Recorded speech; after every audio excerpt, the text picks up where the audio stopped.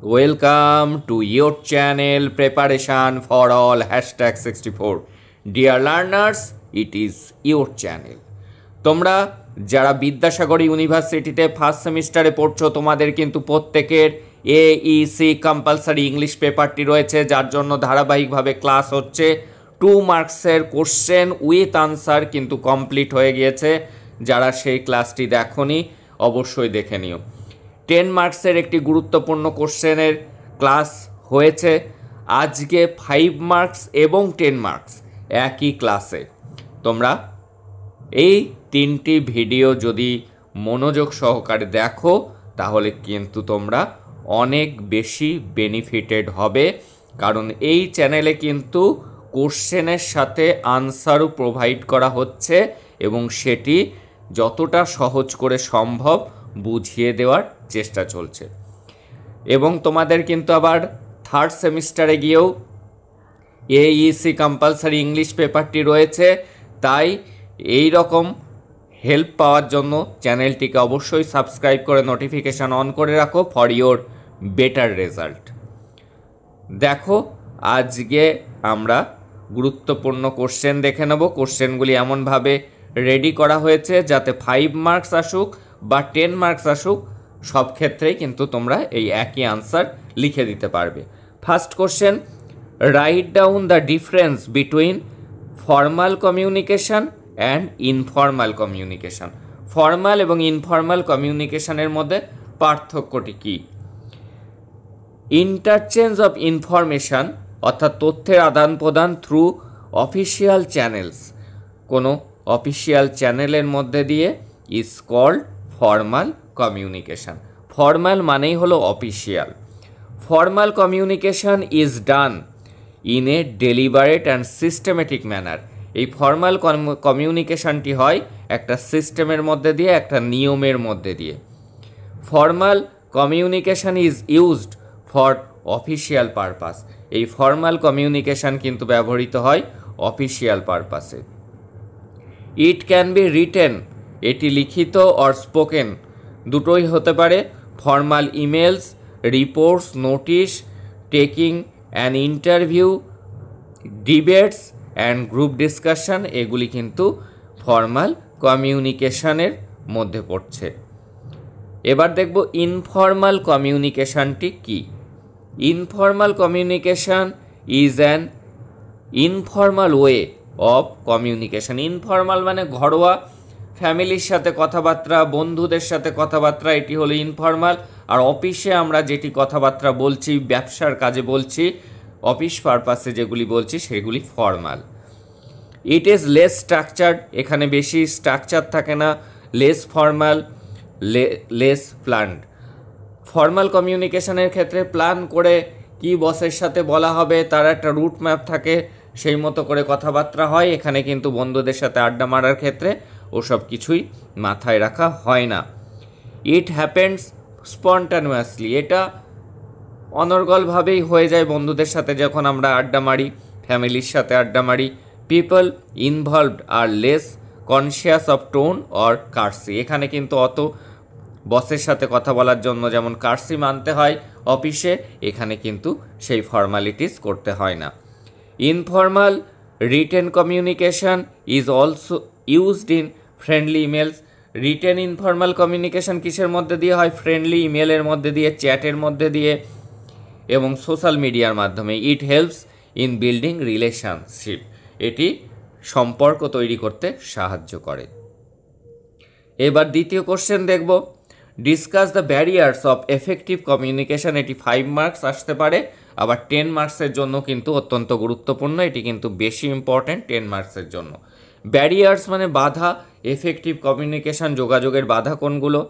Barriers to communication are factors that prevent anyone, যেটি একজনকে বাধা দান করে from receiving and understanding messages. বক্তা যে কথাটি বলল, যে শুনছে সেটি সে বুঝতে পারল না, সেই মেসেজটা, ইনফরমেশনটা, আইডিয়াটা, সেই চিন্তাভাবনা সেন্ড বাই আদার্স, তাকে যে মেসেজ পাঠানো হয়েছে সেটি যখন সে বুঝতে বাধা সৃষ্টি হচ্ছে কোনোভাবে, তখনই কিন্তু সেটা ব্যারিয়ারে পরিণত হচ্ছে, তাকেই কিন্তু ব্যারিয়ার বলে। একজন বার্তা পাঠালো, আর একজন কিন্তু সেই বার্তাটা বুঝতে পারলো না কি বলতে চাওয়া হয়েছে, কোনো কারণে সেটির মধ্যে বাধা সৃষ্টি হলো, পুরোপুরি তার কাছে সেটি পৌঁছালো না clearly. There are two types of barriers, internal barriers আর এক্সটার্নাল ব্যারিয়ার্স। এবার আমরা সেগুলি দেখে নেব। ফার্স্ট দেখব ফিজিক্যাল ব্যারিয়ার কি। Physical barriers depend on physical and mental state of sender or receiver. যে খবর বার্তা পাঠাচ্ছে বা যে বার্তা গ্রহণ করছে তার শারীরিক এবং মানসিক অবস্থার উপর কিন্তু নির্ভর করে সেই বার্তাটি এফেক্টিভ হবে কি হবে না সেটি। ফর এক্সাম্পল, কী কী সমস্যার জন্য সেটি সেই বার্তাটির মধ্যে ব্যারিয়ার তৈরি হতে পারে, সেটি হলো হিয়ারিং এম্পেয়ারমেন্ট, অর্থাৎ যে শুনছে, রিসিভ করছে, সে হয়তো কানে কম শোনে, তাই তুমি যা বলছো সে শুনতে পাচ্ছে না, তাহলে সেই কমিউনিকেশনে বাধা তৈরি হচ্ছে। স্পিচ ডিসঅর্ডার, বা যে বলছে তার কথাটা অস্পষ্ট, তার স্পিচ ডিসঅর্ডার আছে। অ্যান্ড লস অফ মেমোরি, অনেক সময় স্মৃতিশক্তি, যেটা বলতে গিয়ে ভুলে গিয়েছে, এইগুলো হলো ফিজিক্যাল ব্যারিয়ারের মধ্যে পড়ে। এবার হলো সিম্যান্টিক ব্যারিয়ার। সিম্যান্টিক ব্যারিয়ার কি? ভাষাগত barrier. Semantic barrier are known as language barrier. Sarcasm or irony, কাউকে ব্যঙ্গ করা, are the examples of semantic barrier that disrupt, এটা অনেক সময় ব্যাহত করে কমিউনিকেশন প্রসেস। কমিউনিকেশন প্রসেসটা দুজনের মধ্যে কথাবার্তা হচ্ছে, একজন আর একজনকে ব্যঙ্গ করলো, তখন তার রাগ হয়ে গেল, সেই কমিউনিকেশন তাদের মধ্যে যে কথাবার্তা ছিল সেটি আর বন্ধ হয়ে গেল। এবার cultural barrier. Cultural barriers are those that arise due to lack of similarities among different cultures across the world.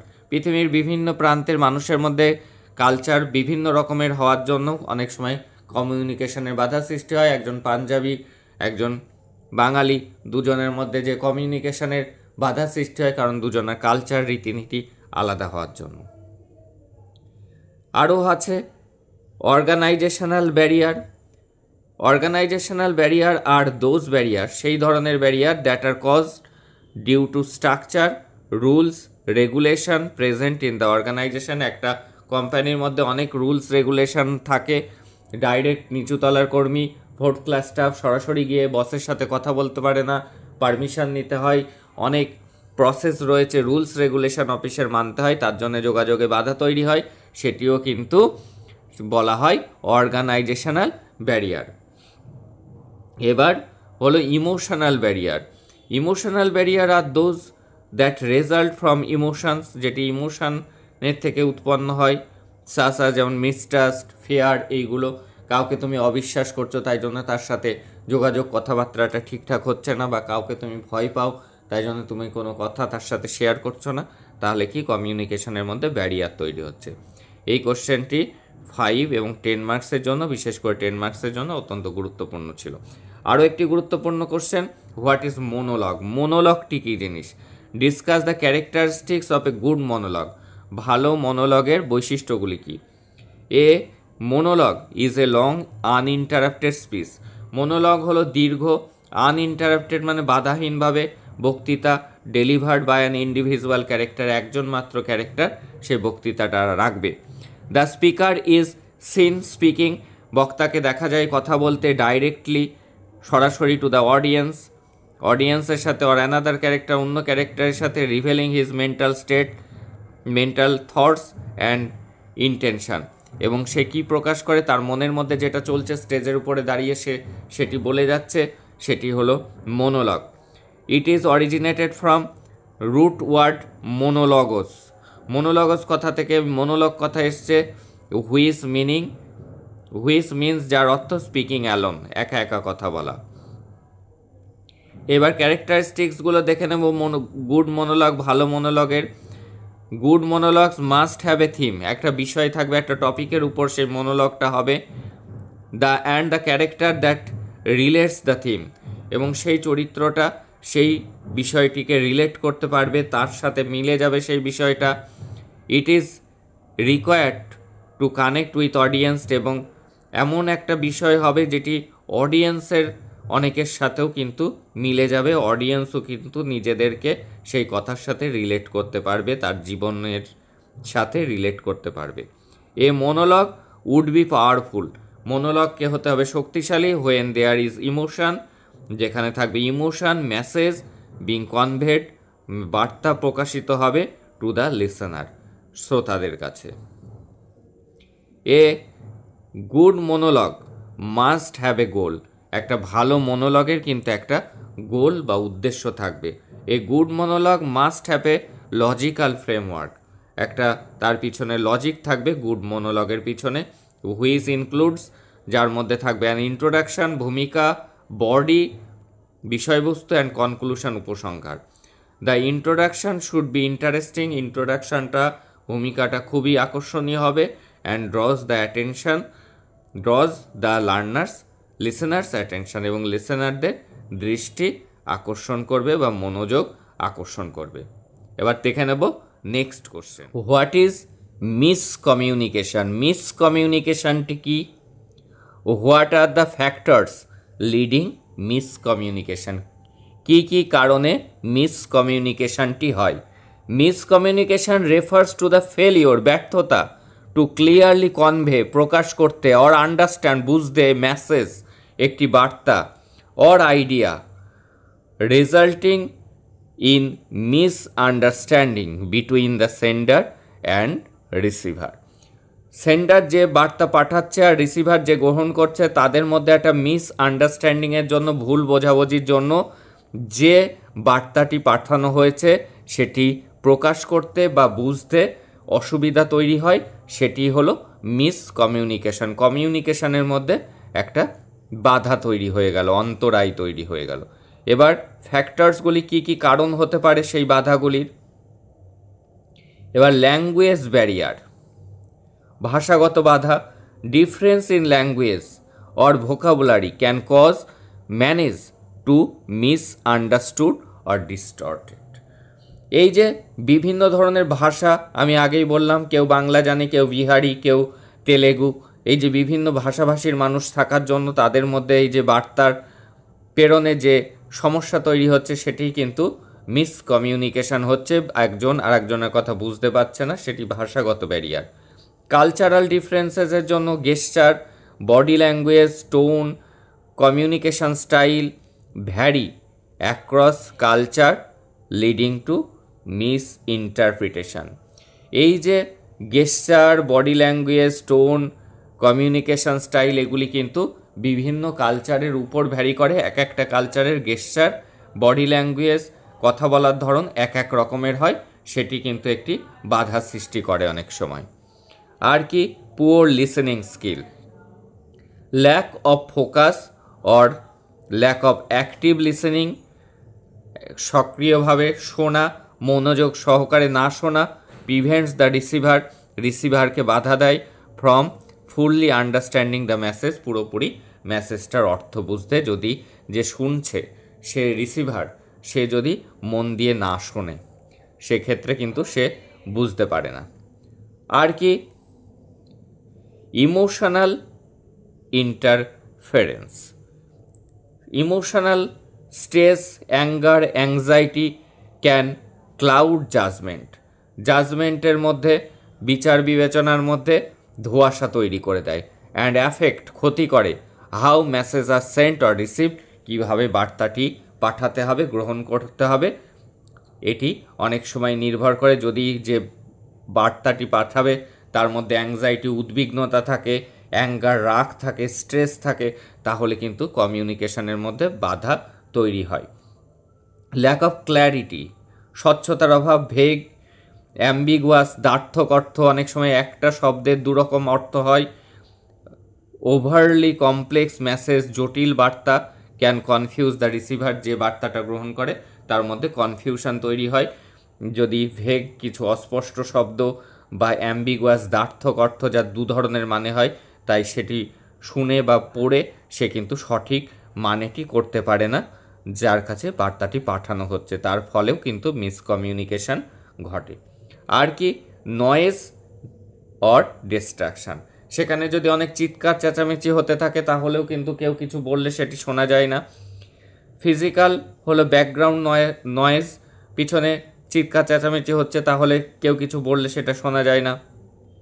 টেকনিক্যালের ক্ষেত্রে কি ব্যাড কানেকশান, হয়তো ফোনে কেউ কিছু বলবে কিন্তু কানেকশান ঠিকঠাক না থাকায় কথা কেটে কেটে যাচ্ছে, তার ফলে অনেক সময় মিসকমিউনিকেশন হয়।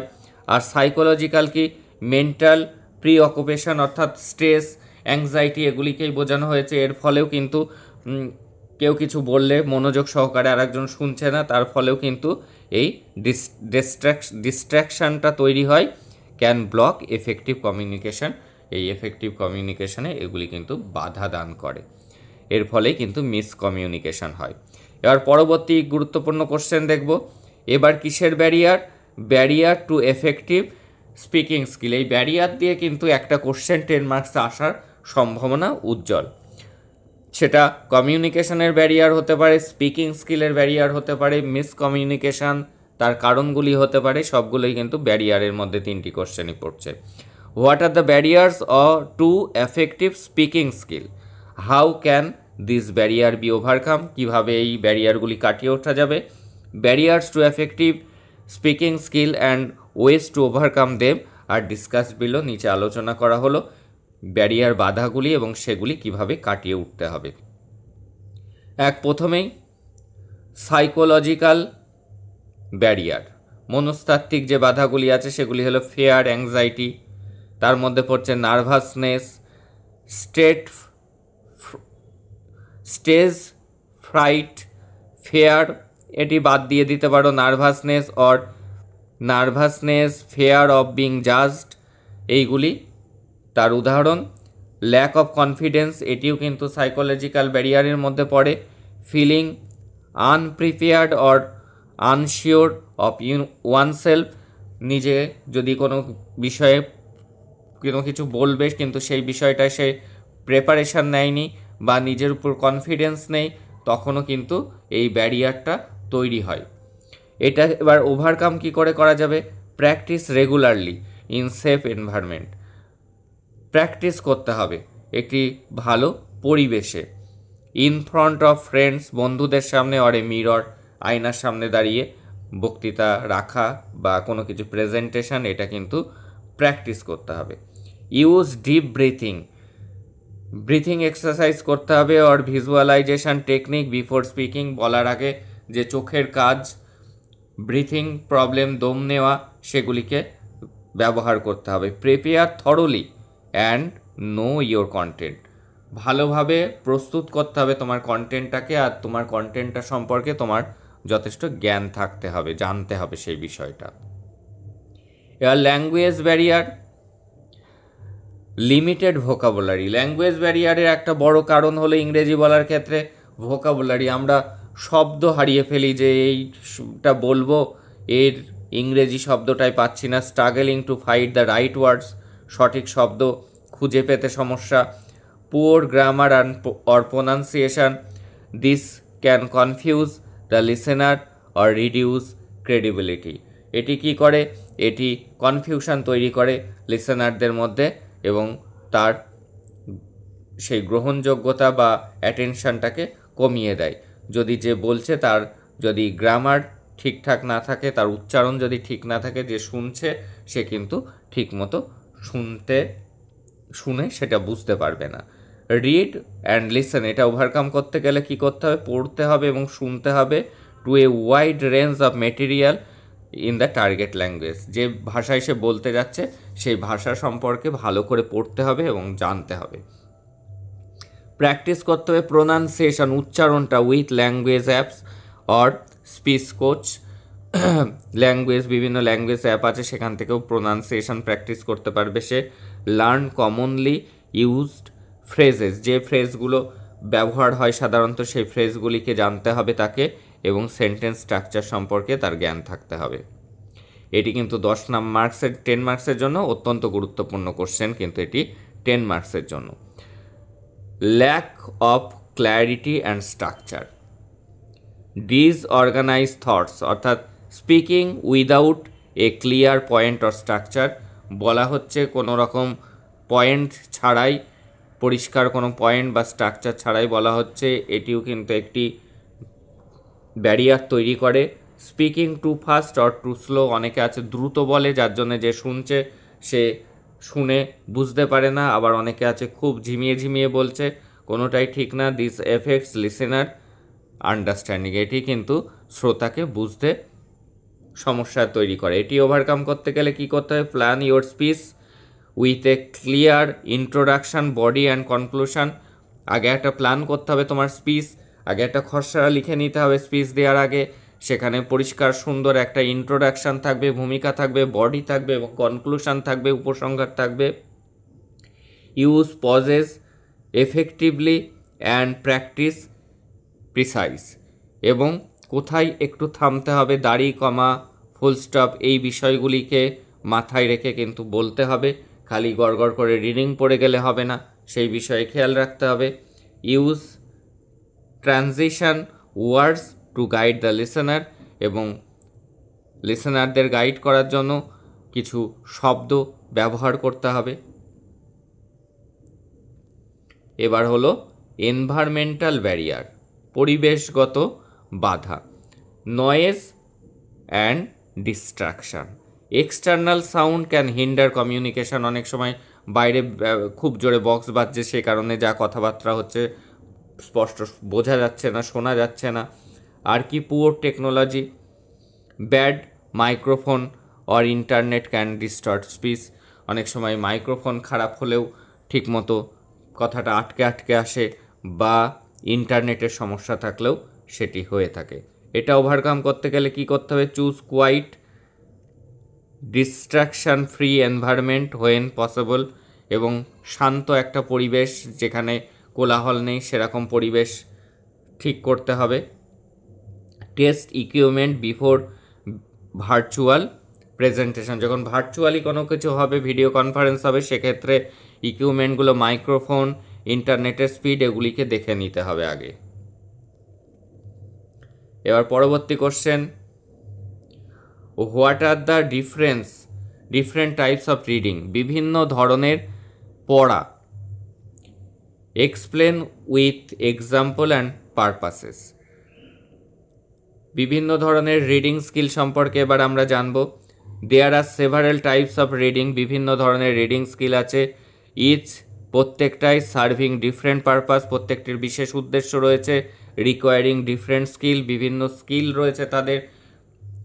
Hair the main top types with example, main টাইপসগুলোর প্রথমে আছে স্কিমিং, এগুলি 2 মার্কসের ক্ষেত্রেও কিন্তু গুরুত্বপূর্ণ। পারপাস স্কিমিংয়ের উদ্দেশ্য কি? To get a general idea of the content quickly, যে একটা জেনারেল আইডিয়া পাওয়া। এক্সাম্পল কি? Skimming a new articles headline first few lines to understand the main story without reading the whole speech, পুরোটা সমগ্রটা না পড়ে মেন লাইনগুলো, খবরের কাগজের হেডলাইনগুলো পড়ে নেওয়া হলো, একে স্কিমিং বলে। আর স্ক্যানিং কি? স্ক্যানিং হলো স্পেসিফিক ইনফরমেশানগুলোকে কালেক্ট করা হলো, যেমন ডেট, টাইম, প্লেস, এইগুলো। এক্সাম্পল হলো scanning a documents to find date, name, keyword, এইগুলিকে, যেমন like looking up a phone number in a dictionary, এই ডাইরেক্টরি, ফোন ডাইরেক্টরি থেকে ফোন নাম্বার গ্রহণ করা, এগুলো হলো স্ক্যান করা। অনেক ফোন নাম্বারের মধ্যে থেকে যেটি দরকার সেটি গ্রহণ করা, কোনো কিছু একটা পড়ে ডেট, তারপরে টাইম, নেম, এইগুলো দেখে নেওয়া, কিওয়ার্ডগুলো দেখে নেওয়া, একেই বলে স্ক্যান করা বা স্ক্যানিং। এক্সটেন্সিভ রিডিং কিসের জন্য করা হয়? এনজয়মেন্টের জন্য। উদ্দেশ্যটা কি? For general understanding and enjoyment. সেগুলির মধ্যে উদাহরণ কি? রিডিং নভেল পড়া, শর্ট স্টোরিজ পড়া, ম্যাগাজিন আর্টিকেলস ফর প্লিজার, আনন্দ উপভোগের জন্য যখন আমরা এগুলো পড়ি তখন সেগুলোকে এক্সটেন্সিভ রিডিং বলে। আর ইন্টেন্সিভ রিডিং কি? ক্লাসে টেক্সট বুক পড়ছে গুরুত্ব সহকারে, সে খুঁটিয়ে সেগুলি হলো intensive reading. Two understand the text deeply, গভীরভাবে টেক্সটটা বোঝা, ইনক্লুডিং গ্রামার অ্যান্ড ভোকাবুলারি, তার মধ্যে গ্রামার, ভোকাবুলারি সব কিছু বোঝা। এক্সাম্পল হলো অ্যানালাইজিং এ টেক্সট বুক, টেক্সট বুকের চ্যাপ্টারগুলো আমরা যেভাবে পড়ি স্কুল কলেজের পরীক্ষার জন্য, academic paper in details for a class, সেগুলি হলো ইন্টেন্সিভ রিডিং, আমরা ক্লাসের বই যখন পড়ি সেটি। আর কোনো গল্প উপন্যাস ম্যাগাজিন পড়ি সেটা এক্সটেন্সিভ রিডিং। ক্রিটিক্যাল রিডিং কি? To evaluate and analysis the content বিষয়বস্তুটাকে বিচার বিশ্লেষণ করা, মূল্যায়ন করা, আইডেন্টিফাইং বায়াস অ্যান্ড অ্যাজাম্পশনস, তার মধ্যে থেকে কোনগুলো নিয়ে বিতর্ক আছে সেগুলি খুঁজে বের করা, সেটি কিন্তু ক্রিটিক্যাল রিডিংয়ে করা হয়। রিডিংয়ে পলিটিক্যাল আর্টিকেল পড়া, opinion piece, assessing the writer's argument and evidence, writer যেটি লিখেছে সেটির বিষয়ে কতটা সে ঠিক লিখেছে সেটি নিয়েই বিচার বিশ্লেষণ করা, সেটি হলো ক্রিটিক্যাল রিডিং। সেই লেখা নিয়ে অনেক সময় দ্বিমত থাকে, পেপারে এটা ঠিক লেখেনি, অনেকে সবাই বিতর্ক করতে থাকে, সেটি হলো ক্রিটিক্যাল রিডিং। অ্যাক্টিভ রিডিং কি? To engage with text by taking notes, যখন একটা টেক্সট বুক পড়ে নোট বানানো হয়, আস্কিং কোশ্চেন, প্রশ্ন জিজ্ঞাসা করা হয়, সামারাইজিং, সেটাকে সংক্ষিপ্তসার করা হয়, তখন তাকে অ্যাক্টিভ রিডিং বলে। এখানে কি হাইলাইটিং অ্যান্ড অ্যানোটেটিং কি points in a research paper or text book, সেখানে কি করা হয়? রিসার্চ পেপারে কি হয় সেটাকে মেন পয়েন্ট, কি পয়েন্টসগুলোকে তুলে ধরা হয়। টেক্সট বুক থেকে কোনো কিছু পড়ে মেন পয়েন্টসগুলো আমরা যখন নোট বানাই যেটি করি সেটি হলো। এবার রিডিং অ্যালাউড, জোরে পড়া। কিসের জন্য জোরে পড়া হয়? To practise pronunciation fluency for others to hear, এবং অন্যদেরকে শোনানোর জন্য। রিডিংয়ে পোয়েম, একটা কবিতা পড়া, স্টোরি আউট লাউড ইন ক্লাসরুমে অনেক সময় টিচার বলেন পড়ো, টেক্সট বুক পড়তে দেন। পাবলিক রিডিং ইভেন্টস বা জনগণের সামনে কোনো কিছু পড়ে শোনানো, সেইগুলোর ক্ষেত্রে কিন্তু ব্যবহার করা হয় এই রিডিং অ্যালাউড। এই ছিল আজকের গুরুত্বপূর্ণ 6টি কোশ্চেন, যেগুলো 5 মার্কসের জন্য যেমন গুরুত্বপূর্ণ সেরকম 10 মার্কসের জন্য গুরুত্বপূর্ণ। এবং প্লে লিস্ট থেকে সমস্ত ক্লাসগুলি, যে ক্লাসগুলি দেওয়া রয়েছে প্রত্যেকটা ক্লাস দেখো এক্সামের আগে, তাহলে তোমরা কিন্তু এক্সামে কোশ্চেনগুলি সঠিকভাবে লিখে আসতে পারবে। কারণ এই চ্যানেলে প্রত্যেকটি কোশ্চেন উইথ আনসার প্রোভাইড করা হয়েছে, যে সুবিধাটি তুমি অন্যগুলোতে পাবে না। That's all today. দেখা হচ্ছে পরের ক্লাসে। তোমাদের সকলের এক্সাম খুব ভালো।